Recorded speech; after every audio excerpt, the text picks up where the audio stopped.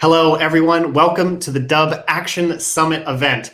I'm Shannon from Dubb.com, and today I'm here with Scott Marker. Scott is a 30-year B2B sales thought leader, which he has still been working in the sales world to this day. He is still working there to this day. Successful speaker and author of Let's Get It On, Realistic Strategies for Winning the Sales Game. And now he's researching and writing his second book on B2B sales, The Screwed Up World of B2B Sales and How to Fix It, in only 135 pages. So Scott, if there's anything else, you can quickly introduce yourself and then get into this Action Summit. Thank you so much for joining us. No, that's good. I appreciate it. I'm just a junkie when it comes to B2B sales. Been in it my whole life. Right out of college, I went right into B2B sales, and I just I lived it. And I it wasn't always successful, but many times I was a top person in an international company, multiple years in a row, and I was doing exactly opposite of what they recommended. So anyway, so now I've been fascinated about it, and now I was on LinkedIn on my first book, and this one I'm on it again, but this time I'm really active on it, and in groups of B2B sales leaders around the world, marketing leaders around the world. So, and a lot of that just reinforces that the sales world, traditional B2B sales, definitely needs to be changed and changed quickly. Awesome. And today's speaking session is titled Buyers Have Changed the Way That They Buy, but B2B sales stays at 98.99% of what companies still have to not adopt it and still in 2021. Yep. So yeah, feel free to get into that topic. I'm excited to listen. Yeah, what it is buyers, no matter what, you look at all these studies and it shows that the buyer's journey is going, further and further along before they have to talk to a salesperson.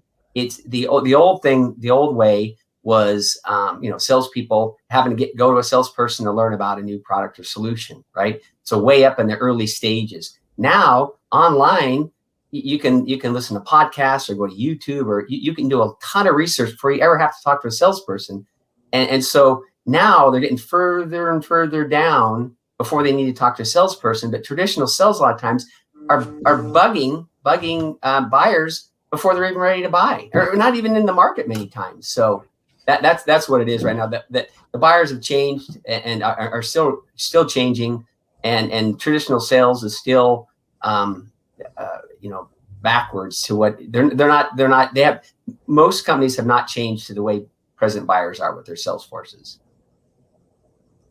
Wow, interesting. So what is the biggest hope?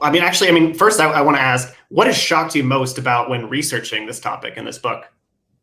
A lot of things, but again, I've done hundreds of interviews with top sales leaders because of things like this. It's been really great, but I'm talking a 10 million startup, vice president of sales to $1 billion. And what amazes me, I published my first book in 2009. And the B2B sales role has just got astronomically worse. For example, turnover has just become terrible. Depending which study you look at, and they're all honor systems. So I would interject that they're worse. But the average tenure of a B2B salesperson now in the United States of America is 18 to 14 months. There's no stability there. So it's just, what amazes me is in my research is that the sales world has just got worse, and that companies still are sticking their heads in the sand and doing the same old thing and having high turnover. That's probably one of the biggest things that amazes me. Wow, yeah, that amazes me as well. So what should you, and why should a company take your recommendation for changing to a new model of B2B sales? Well, in my book, I'm recommending a new model because the traditional model, like I said, is broken, and all the studies back me up, on the turnover. And why would you want to follow my recommendations? Is a couple. One big one is, if you're a company leader and you care about your employees, right, not treating them like crap, is a nice way to put it. You'll stop following the same old traditional high pressured, high commission sales that you have, and high turnover. A lack of stability in a work life is the leading causes of problems in family life. So not only are companies hurting their salespeople, but they have families, a lot of them, and loved ones. And so if you care about your employees, you'll change, right? Because it's not working. It hasn't worked, and it's getting worse, right? The second reason why you want to change is, a lot of them, but the big one is I have interviewed so many companies, and I ask them, I said, what's your turnover rate? Half of them, well, not half, most don't know even what it is. And even if they have a clue of what it is, they don't know the total cost of turnover. There's most of them don't even know how to figure it. So if you figure the total cost of turnover, not just the recruiting costs and the interview costs, it's the opportunity cost of the people that you're introducing them to. What could they be doing more effective when you're hiring your sixth salesperson in 6 months? A lot of these companies have terrible turnover, and companies don't add up how much they're actually spending on that crazy amount of turnover. And so, follow my recommendations. You'll have a lot higher retention rates, and so you'll not be hurting families, and the loved ones, right? You have more people with more stable work, and they're going to be more knowledgeable because they're going to be around longer to be able to sell your products and services. So what's the biggest hope for that, and that what you and your book will change? I mean, I think you just covered a few things there, but maybe even speaking on a larger scale, like throughout companies, what are the changes that you hope will take place? Really, what I hope is that the traditional model will be dumped. And what is a traditional model? And here's a good example. I listen to a lot of podcasts, marketing and sales leaders. And quick example, a CEO of a very successful company, a lot of people know it. He says he's done every role in his, in this company and other companies he's helped succeed, except sales, because he doesn't want to be in sales because he wants to help people. And he doesn't want to be involved in closing because he doesn't like that closing stuff, right? And I hear that over and over again from leaders. And so they themselves don't think the most of their salespeople and stuff. So I think what my hope is you'll change the way it's done. You'll pay them like a decent salary, right? And there won't be high commissions on every single sale, which leads to unethical behavior. If there's it's a combination of things. It's a problem with traditional sales. It's not only the high commissions, but it's the pressure of meeting those goals that make people lead to unethical things. And so, my hope for the book is that companies, and I have a handful, not a lot, a handful that have changed, and they are industry leaders and crushing it. And they've totally changed the way they do their sales. They took them off the high commission stuff, and they have a decent salary, and they have longer retention times. And as companies, they're doing very well in their industries. And when a buyer does talk to a salesperson, right? I hate even calling them a salesperson, like an industry expert, right?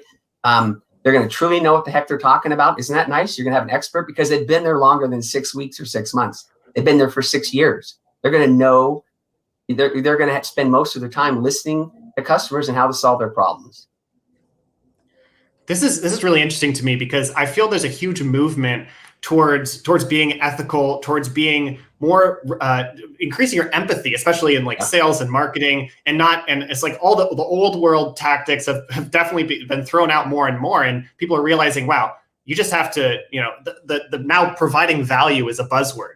I mean, the idea of providing value is a buzzword, which is like, oh, aren't these just basic things about being human? But I think it's true. It's like, yeah, please go ahead. No, right. You're just. But the funny part is when I interview these leaders, right? I ask them, right, and these people are on Facebook, not Facebook, but LinkedIn, and they are saying exactly what you said. Oh, you got to be more compassionate. And this at the same time, right behind the interview, they have a wall of salespeople pounding the phone, and SDRs and stuff pounding the phone, and it's all about making their goals and all of that. But at the same time, the public face is all, oh, we need to be more compassionate about our buyers. Well, if you want to be more compassionate, right, why are the people behind your wall, that bank of salespeople, pounding the phones and bugging people when they're not even ready to buy yet? Anyway. And so, so what hasn't matched is yes, and with the whole pandemic and all that stuff, yes, there's a lot more public facing. Oh, we need to be more empathetic towards our buyers and understand them more, and customers. It's all about customer excellence. But it's funny, there's so much talk about customer excellence, right? Taking care of them. There's a lot of SaaS companies, you don't make your money unless you have them for a while, right? You lose money actually at the beginning. You make your money keeping them, right? But it's funny that you care so much about your customer experience, but before they're a customer, you don't care about them because you're bugging the hell out of them. So that's the big disconnect. Is there's the same old stuff is out there. I mean, again, I've interviewed hundreds of people, and I have people that will say, Scott, I'm kind of stuck. The shareholders expect, or investors expect big dollars. I don't know how to change. And so they just keep doing the same thing and having a high turnover and stuff like that. So that's a big part of my book is I hope to, I've got a few big players in that are backing me up. And so I'm hoping to get, a few more companies following my advice. And then it's a branding thing. I mean, you're in brand, we don't have salespeople, right? We have industry experts, right? That care about your problems, right? And now your public face is going to match behind the scenes. So yeah, a huge takeaway for me is that, and kind of like what I was saying, there's a lot of rhetoric out there about treating your customers with empathy. But what I just got from what you just said, a huge unlock is also treat your salespeople with empathy. Yes. Right. And because that's yes. I love that. But that's a big thing. I mean, I haven't heard people talking about that. You're the first one I've really heard talking about it. There's Graham Hopkins, who wrote best-selling book. He's one of the leading people, and he's like, I've looked for him. He's one of the few that is saying all the stuff I'm saying. He's done very well for himself, but he is in, and he has a lot of big name companies now are picking him up and trying to do a lot of things that I recommend. And again, that's the thing from my first book to this book. One of the biggest things is exactly what you just said. That was like a epiphany moment for me was not only you need to treat your customers good. What about your employees, i.e., salespeople? They're not. I post a lot of articles on LinkedIn and counterintuitive things on LinkedIn about sales needs to change. I have so many salespeople reach out to me, even sales leaders that will say, Scott, I can't publicly, comment on but I need to get out of this company because it's exactly what you said. It's high pressure. We have high turnover. We treat our salespeople terribly. And so that's my big goal for the book, is just to get the word out. And then when companies do change, they need to brag about it. Hey, we don't have salespeople, right? We have industry experts that are here to help you out. So when you're in your buying journey, you get the time, you want to call somebody and talk to somebody, right? Or do a meeting like this with somebody. I'm going to be talking to somebody that isn't worried about paying their mortgage that month because they're behind on their goals. Somebody that truly cares about and has experience. Most salespeople spend most of their time pounding the phones, emails, all that type of stuff. They don't spend their time listening to customers' challenges and how they can solve them. And again, a lot of the stuff you said sounds like common sense. Yeah. And in my first book, I said it. I'll say it this one. In this B2B sales world, common sense is not a common practice, period. Wow. I love that line. That's amazing. I love that line. Gosh, thank you so much for joining us. Where can people find your book and find you? Yeah. I tell people when they want to buy my first book, I say it's dated. It was in 2009. Wait for my next book. I'm going to publish it at the end of this year. And I don't have anywhere. I'm not pre-selling it right now or anything like that, but it is going to be published by the end of this year. And just find me on LinkedIn. You'll go. That's the best place to communicate with me on LinkedIn, and then I'll update people on kind of what's going on. And real quick plug for Dubb. I want to give a quick. And you never asked me to do this, but I just tested it out and stuff, and man, I love it. I mean, it is just so. What I did was I kind of get on the trial thing, and I've sent some of my friends who are in sales and sales leaders, and I've rather than type out someone email, I've just sent them a little Dubb video, and I can see when they opened it, the analytics is great because you go, oh, they watched the video, this is great, and then they go, hey, I loved your video. So shout out to you guys. I love you guys are a big piece of what's different, rather than some big long email. You can just have a quick, hey, I saw that you were at a webinar, and is there anything else I can help you with? I mean, video's king. So I love Dubb. I'm a big fan of Ruben and the whole team.